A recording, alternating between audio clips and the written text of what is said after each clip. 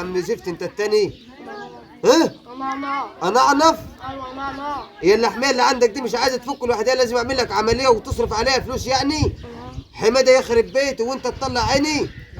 حماده خلاني بعت العجله اللي حيلتي وفتحت سوبر ماركت في البيت. ها؟ فتحت وطلعت خسران فيه. اعمل ايش انا دلوقتي؟ ما عمل نبنا يا اخي، نبنا يا اخوكم وينيحني منكم. الله يحرقك انت وهو في ساعه واحده. اعمل ايش انا؟ بعت كل حاجه برخص الترابه، ما فيش حاجه حيلت تاني. السلام عليكم يا حجاج. وعليكم السلام. ازيك يا حاج وهب؟ الله يسلم. عامله ايه؟ ازيك يا انا الواد ده بيخنف خنافه.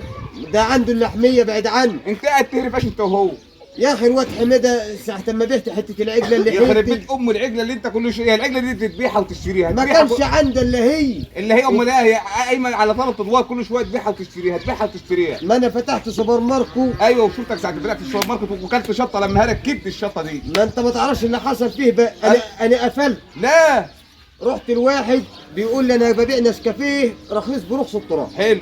اجيب النسكافيه يا حاج وهبه من الراجل الاقيه هو التراب نفسه. ما بقول لك قليل البخت لا العظم في الكرش. لا ده بقى لقيته التراب في الكيس. في الكيس ولقيته مليان رمل. وبعدين النسكافيه ما بقاش نسكافيه، امال بقى حي وامال بقاش يعني بقى رمله وتراب. ما علينا. صلي على النبي يا حجاج عشان انت قرفت اللي في عيش. كل ما قابلك تقول انا عايز اعمل مشروع. الفلوس نصها اتصرف. ما تقلقش قدام مشروع 10 على 10. ايه هو بقى؟ صلي على النبي عليه الصلاه والسلام. روح خد اجر عجل في شرم الشيخ. فين؟ شرم الشيخ خد عجل وروح اجر في شرم الشيخ.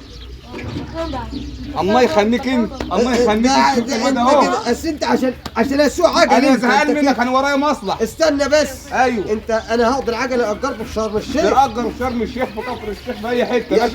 طب واللمبي هناك هيعمل فيه يلا. ما تقلقش اللمبي كله سوق. يلا سلام عليكم. طب والله العظيم فكره ايه قرشين اللي حليتنا دول. طب دول هيكفوا العجله على كده؟ ها؟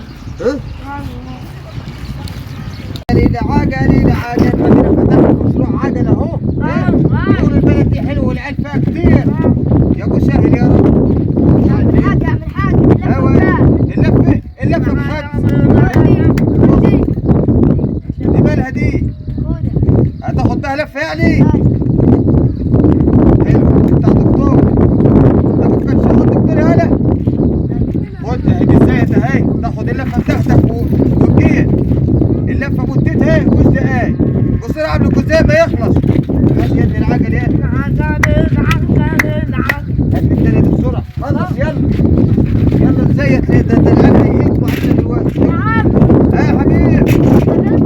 ايوه قريب مش من هنا. عايز ايه؟ اللفه ب5. مش معاك فلوس؟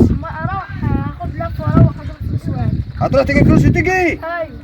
طب استنى هاتها لك ايه عشان لو حصل لها حاجه هحاسبك عليها.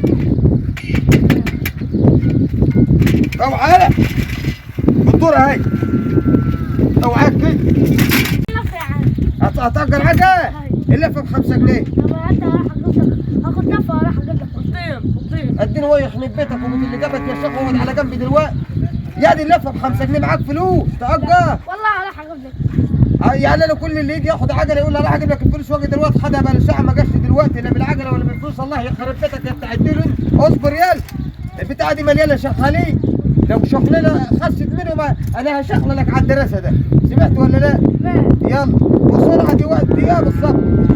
استنى خد التزييت اهي عشان ما تعطلش منك. ارفع يد بسرعه الزبون هيطير الله يحرق. يلا انا زيت. اوعى الشغالين اوعى الشغالين بس شيلوا. شيل مش وقتك. العجل هم خلصوا ولا يا عم الحاج فين العجل؟ يا ابني العجل خلص خلاص. العيال كلها بتلف اللفه وجايه. كل واحد واخد لفه ب5 وجايين دلوقتي. ده ضحكوا عليه. ضحكوا عليا كيف؟ سرقوا العجل مني. يعني سرقوا العجل وما سابولوش غير دي؟ ايوه ما سابولوش غير دي؟ ايوه سرقوا كيف يعني؟ ايه